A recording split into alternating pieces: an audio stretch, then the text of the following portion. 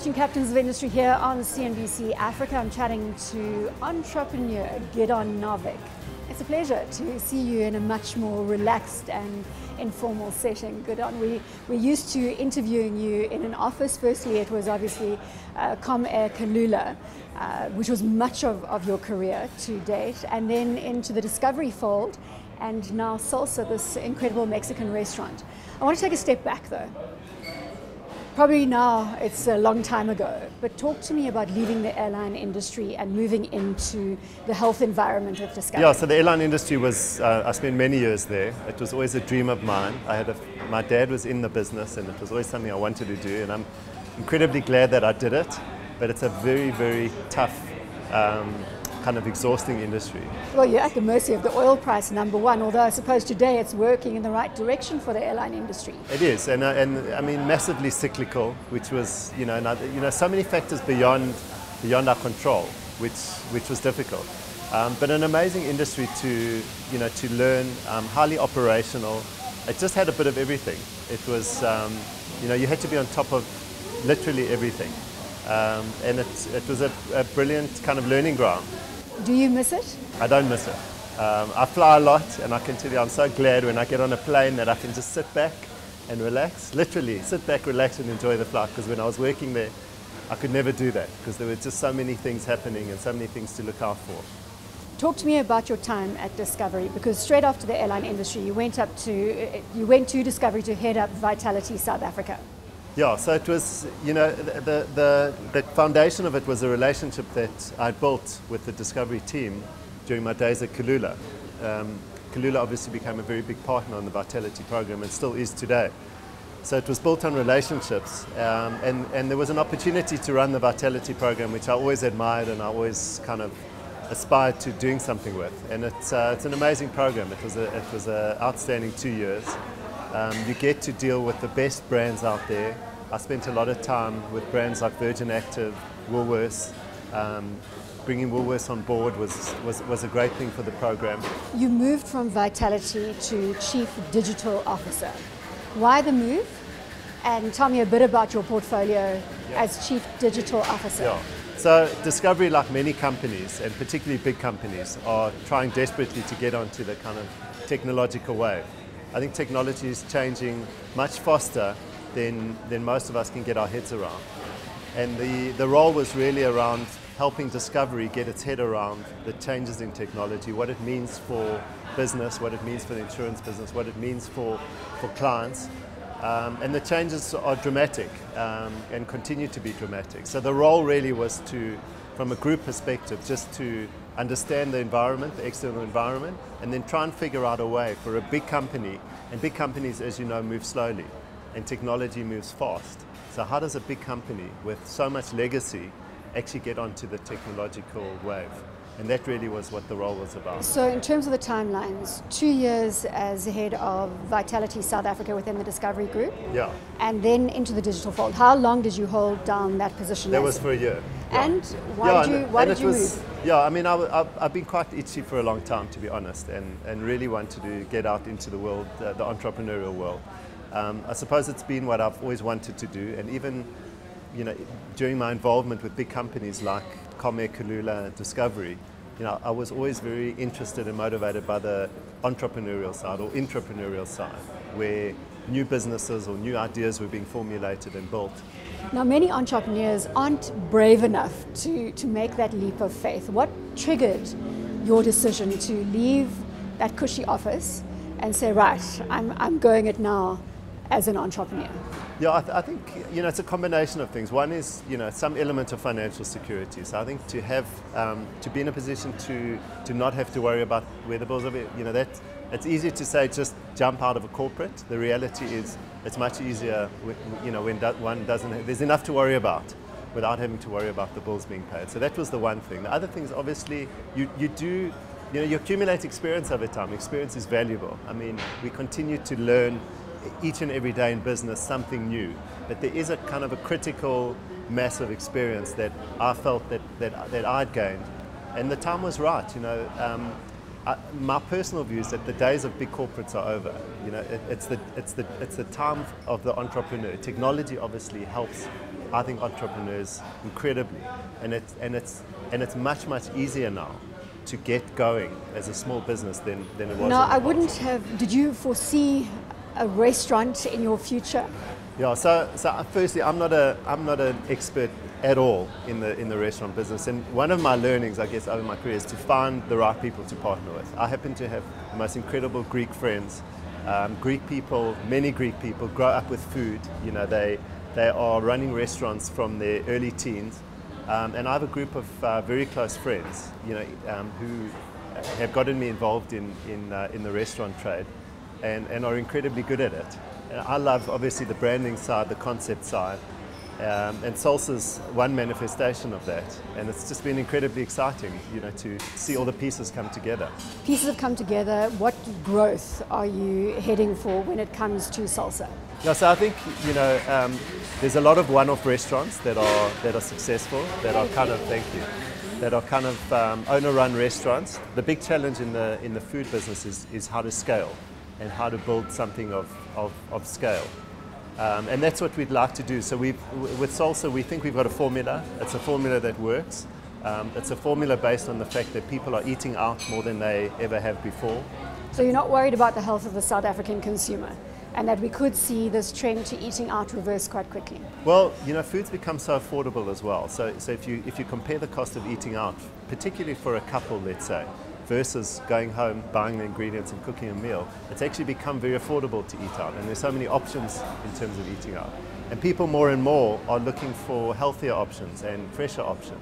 And I think that's where something like this really has a part to play. It's fresh food, it's social food. You know, grass-fed beef, people are starting to become much more concerned about the environment. Where does the food come from? What does it do for me? So, you know, one of the things that I learned at Discovery and Vitality in particular is that it's very difficult for people to live a healthy life. It's very easy to say live a healthy life, but it's difficult to make healthy choices. And I think the businesses that come up with solutions for people to make the right choices, to make healthy choices, and not compromise on taste and flavor and, you know, social and all the things that we love doing around eating. I think there's a huge opportunity. So that's an underlying value proposition within the Salsa brand, is the healthy eating option. Yeah, healthy eating. I mean, not everything's healthy. We've got craft tequila, margaritas, we've got margaritas. So I tequilas. can't say that it's all healthy. You know, there's also a social element.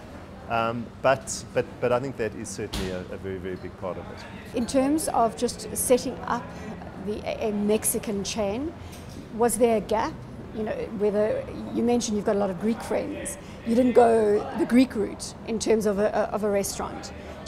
Why did you decide to go Mexican? Yeah, so Mexicans, I mean, there's a huge Mexican wave happening around the world around Mexican food. There's a brand in the US and now the UK called Chipotle, which is a massive brand. And the traditional brands like the McDonald's of this world, they're under huge pressure because people are changing the way they eat. You now can eat well, eat healthily, and eat affordably at the same time. And I think that's the wave. And people also, there's this concept of casual dining. So people want to come, they want to sit down, but they don't want to spend the whole night. They want to come, have a good meal, spend 45 minutes. Maybe they want to spend longer and have a drink. But it's the whole idea of casual dining which has really taken off.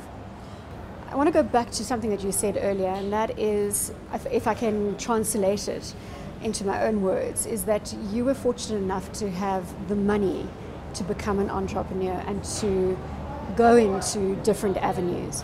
A lot of entrepreneurs in South Africa don't have the fortune that you've had in building up a corporate career which has given you that safety net. What is your advice to those entrepreneurs watching this interview now who say, I don't have the same financial stability that a Gidon Novick does? So I think two things. I mean, firstly, I got unbelievably brilliant advice from Michael Jordan. He said to me, when I was an itchy entrepreneur in the corporate world a couple of years ago, he said to me, hustle while you wait. Hustle while you wait. Hustle while you wait. Basically, stay where you are, earn your salary, you know, earn your income, but start working on stuff in your spare time, on your weekends, and start formulating ideas, talking to people, building your concept, because as we know that it always takes longer than you think. Salsa we thought would take us 3 or 4 months. It took well over a year to put together. These things always take longer. They're always more complicated. And so to start a kind of skunk works in your backyard, I think is something that I would advise people. So keep your job, earn your salary, but at the same time start building those things. That's the one thing that I think can mitigate risk. The other, which is the idea of mentorship, finding trusted people. There's so much wisdom in the South African business world. There's so many South Africa's got unbelievably successful business. And tapping into the minds of people that are willing to share. And most people I know, certainly my circle, they're willing to share, they're willing to help, and they want to help. So I think finding a mentor is a critical piece of that entrepreneurial journey. Now, this is something that you actually are formalizing with a technical spin to it, and that is a mentor-mentee-based program. Can you give me a little more depth around that? So it's called the National Mentorship Movement, and in essence... Call it what it is. Exactly. It's a group of guys that have got together. So what difference can we make to the country? And women. Absolutely. In fact, lots of women, and brilliant women. What difference can we make to the country? What difference can we make to entrepreneurs that doesn't involve capital? We're not promising money. It just involves pairing up mentees, entrepreneurs, with mentors. And the magic, we think, is in creating the right match. Because if you can get the right people together, and so much of technology these days is around matching. It's almost like a dating game, but in a mentor space. Exactly. It's the Tinder for mentors, is what we're trying to create. A national platform that will help entrepreneurs that just need guidance, they just need that experience, they just need that support. And on the back of that, we're convinced that they're going to get the capital that they need, because good ideas get funded. They just need to be formulated and worked through before they become really great ideas and practical ideas. So it's a network that you're going to create. Where are you in that process? So we're early stages. I mean, it's almost like a new venture in itself. We're looking for startup funding. We've got some. We're looking for a CEO. We've identified somebody we think who can run it. So it's all those kind of startup things. But this is obviously a non-profit, and this is something that we hope will have very far-reaching impact.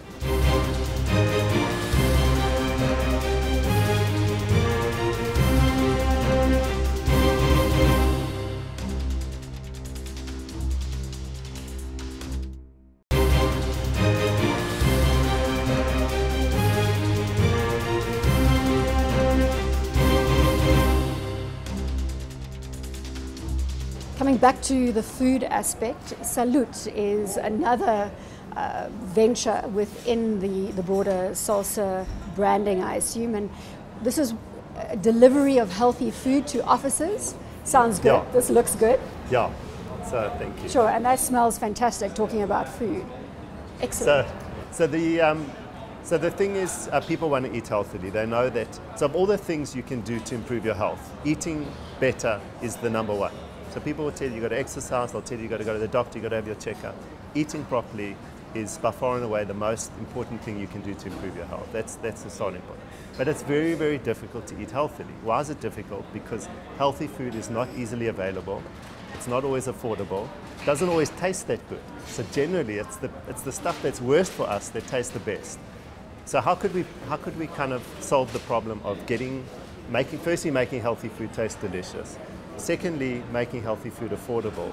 And thirdly, and importantly, getting healthy food to you. How do you actually get it? So the delivery mechanism, which is really important. Exactly. So that's the critical piece. So the idea with Salud is to take industrial scale pre-prepared food. So these are meals that are pre-prepared that all you've got to do is take it home and reheat for dinner.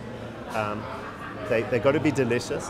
And importantly, people want to understand what's in their food. So the nutritional content has got to be made available, so that people can see exactly what they're eating. So for example, the one principle with Salud, every single meal is low in sugar. The one thing we know... That's a universal principle. With all the debates around banting and this and that, the thing that everybody agrees on, every nutritionist around the world, is that you've got to cut down on sugar. And that's one of the aspects of it. And real ingredients, food that you can see where it's come from. This does look very good, and it looks fresh. What about the delivery mechanism? Because this is where it could get complicated. I mean, the distribution from your central kitchen to distributing, specifically to offices? Are you going to go that far? Yeah, in fact, offices are the best place to start because you've got density. So, as opposed to delivering to people's homes, which we think will be down the line, we've got to target areas where there's high density of people that we think will want our food. So the logistics is actually the toughest nut to crack. We've got we've got what we think is a solution, but as we know with businesses, the only way is when you try and then you start tweaking and changing.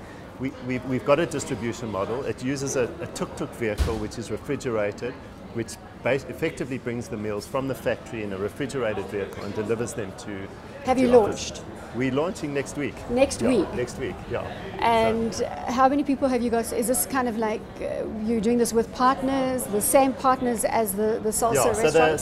So the back end guys, the Greek entrepreneurs, they're building the business. And we're going to. Have you already approached corporates with the offerings so that you've got an existing clientele to mine? So we're right in the middle of that. I mean, that's the starting point. The starting point is exactly, it's approaching a handful of corporates. We know a lot of people, fortunately, within corporates.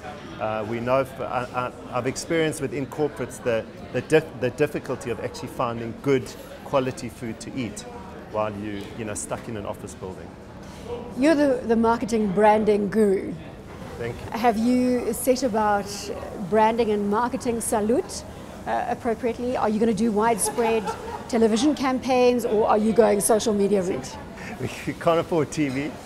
We've got tiny budgets, and the amazing thing in terms of the world of marketing, as you know, it's just completely, particularly in the world of new concepts, that people are talking about, that people want to talk about, that are visual, that people can see. I mean, we know, so much of social media is built around visuals and what people can see and what they can kind of consume in a couple of seconds. And that's where I think new innovative concepts really have their space and can make a name for themselves with relatively small budgets. And it gives entrepreneurs the ability to compete with the big corporates out there, this whole new digital space, without the big budgets that the large corporates have access to. Exactly, but the products that people experience that have got to be brilliant. It's got to be so good that not only do I love the product, but I want to go and talk about it and I want to go and tell my friends. So it's about satisfied customers and good feedback that you will then leverage into further marketing the product.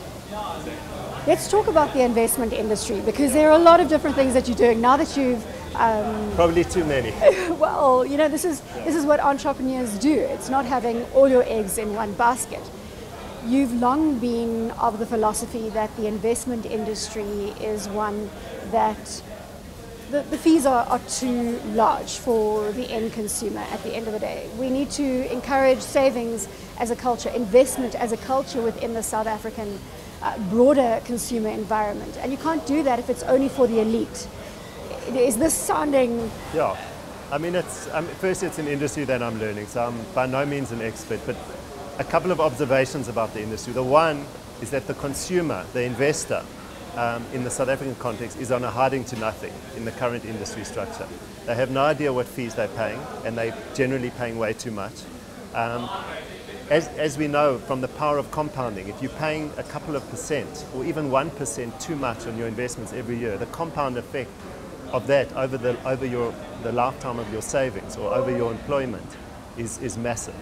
So firstly, we know that they're paying too much. Secondly, we know that there's no transparency. They don't know where they're invested. They don't know what the benchmarks are. What should they be comparing their investments to?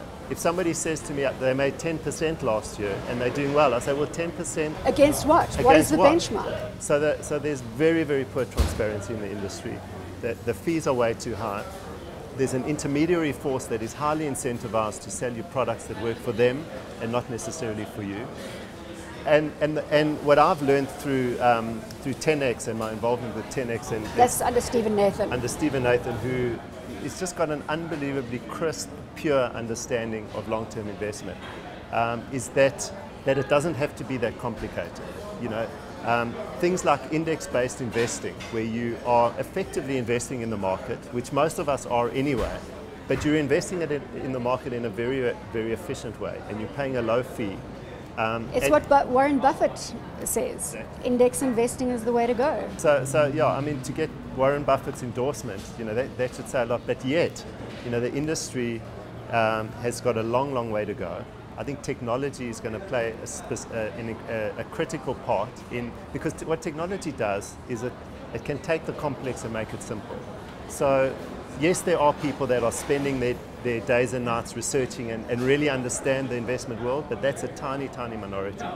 What 10X believes and what we believe is that through technology we can actually transform that and help people understand what they're involved in, understand the impact of high fees over time, and help guide them into a much, much simpler investment philosophy over time. And as we know, it's all about the long term. It's all about making the right decisions now, preferably when you're young and you're starting to save. And then just building up a pot that you deserve, and a pot that's not really that's not being taken away by the industry and the intermediaries. So let's chat about balancing your time, because I think again entrepreneurs watching this show are going to get a sense of how best to do it from a person who is involved. You've got the healthy food business, which includes the Salsa brand. You've got 10X and your initiatives with Stephen Nathan on the investment front, and then the National Mentorship Program. How do you divide out your time? Do you get any sleep? So I actually do get sleep. It's one of the things that I need. I'm not one of those guys that gets 3 or 4 hours. I actually need to sleep 8 hours a night. So it becomes even harder. So I've got a big family, so we got to. And you've got a big family. You've got 4 children. Yes. So, and I love running and exercising and all stuff. So it's hard to pull it together. And my way, I've got to be working with brilliant people. I can't do all this stuff myself. I've got to, the one skill that I think has been hugely beneficial is finding the right people to work. Have you done that throughout your career? So Comair, Kalula, Discovery, and now into these ventures. Yeah, I've always kind of understood the critical importance of having brilliant people around me, supporting me, partnering with me, and that's been my luck, is having that ability to work with brilliant people. With the noise, we have to explain to our viewers, we're in a highly functioning live restaurant. It's almost lunchtime now, so everybody is getting ready. Yeah. So just coming back to the Balance family, yeah. I mean, you've got a big family, as you've already alluded to. Yeah, so it's a busy time. I mean, but I think if you want to do well, you've got to be busy. You're not going to do well. I love the idea of spending time on what I think is important. I think in a corporate, you get all these agendas, or start dictating where you actually spend your time, and you end up spending massive time in meetings, which I think are generally the worst waste of time. Do you have more time or less time now that you're out of the corporate fold? I've probably got less time, less spare time, but the time that I'm spending is time that's doing valuable, meaningful stuff. Are you enjoying yourself more now than you ever have before? Definitely, without doubt. Yeah. And Gidon, just coming back to some salient advice that we can leave other entrepreneurs as they go about setting up businesses in the South African context, because let's be honest, this is not the most favorable economic environment right now for entrepreneurs trying to get ahead. Well, I think it's the perfect time for entrepreneurs. I mean, I really, really believe it's the perfect time. I think that the days of big companies are over. The days of them dominating business and commerce are over. It's the time for an entrepreneur. Why is it the time? Because technology is allowing entrepreneurs to get started, to get to scale much, much quicker than they have in the past. I think the support and the need for entrepreneurs is more critical than it's ever been. South Africa needs entrepreneurs more than anything to grow its economy, to create jobs. There's a critical need, and I think people want to support entrepreneurs. If you look at the success of programs like Kickstarter, crowdsourcing platform, where people, they don't get shares in a company, they just want to help new concepts get off the ground. So I think you'll be surprised at how people want to support you, but you've got to have the right thing. And to get the right thing, you need regular feedback. You've got to be talking to the right people. You've got to be prepared to let an idea go if it's a bad idea. And I think that's... Knowing what you know now, would you have done it earlier? Would you have left the corporate fold earlier? I think I was lucky. I don't look back. I look forward. I'm 45 years old, so I'm kind of in the middle, I think. But it still feels to me like, it feels like I'm starting out. But and it's an incredibly exciting road ahead. What advice would you give your 20-year-old self today? My 20-year-old self, I think just to learn and experience and try things, and if you can do it at working in a company, great. If you can get paid a salary, just make sure that you're not stagnating. Make sure that you're learning and that you are trying things and that you're not afraid to try new things, because the world, it's a perfect time in the world to be inventing and trying new things. If you look at the number of new businesses, brands that we had never heard of 5 years ago, that are massive, massive companies. Gidon, it's always been a pleasure chatting to you. Thanks so much for your time. Gidon Novick, entrepreneur. You're watching Captains of Industry here on CNBC Africa, DSTV 410.